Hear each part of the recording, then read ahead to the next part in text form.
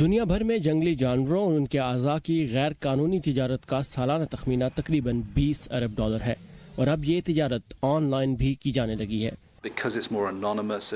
کیونکہ یہ زیادہ خفیہ ہے اور اس سے بڑی بین الاقوامی مارکیٹ میں تجارت کی جا سکتی ہے۔ جن جنگلی جانوروں کی زیادہ تجارت ہوتی ہے ان میں ہاتھی دانت، کچھووں کے شیل اور انڈے، اور غیر قانونی طور پر زیادہ بیچا جانے والا جانور پینگولین شامل ہیں۔ ان جانوروں کی غیر قانونی طور پر خرید و فروخت میں سال 2020 تک 80% تک کمی لانے کے مقصد کو پانے کے لیے ورلڈ وائلڈ لائف فنڈ نامی ادارے نے بڑی بڑی ٹیکنالوجی کمپنیز کی مدد لی ہے،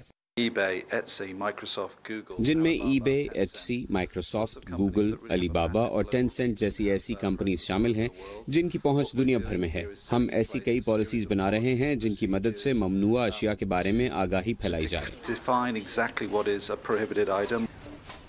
اگرچہ اس مہم کا باقاعدہ آغاز اس سال مارچ میں ہوا، لیکن ٹیکنالوجی کمپنیز اس حکمت عملی پر 2 سال سے تجرباتی طور پر کام کر رہی تھیں۔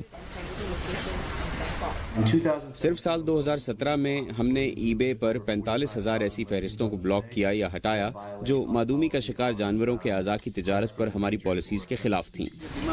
اس حکمت عملی کا ایک حصہ صارفین کو ایسے جانوروں کے بارے میں موجود پابندیوں اور قوانین کے بارے میں آگاہ کرنا بھی ہے۔ ایسے کیسز میں جہاں لوگ ان پابندیوں سے بچ نکلنے کی کوشش کرتے ہیں، ہم سخت ایکشن لیتے ہیں۔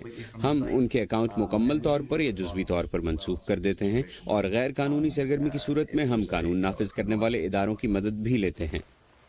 اس مہم کے کچھ ممبرز جانوروں کی غیر قانونی خرید و فروخت کرنے والوں کے بدلتے ہوئے طریقوں کے بارے میں خبردار کرنے کا ایک سسٹم بنانے کا ارادہ بھی رکھتے ہیں۔ ویرونیکا اگلیسیس کے ساتھ ثاقب الاسلام، اردو VOA۔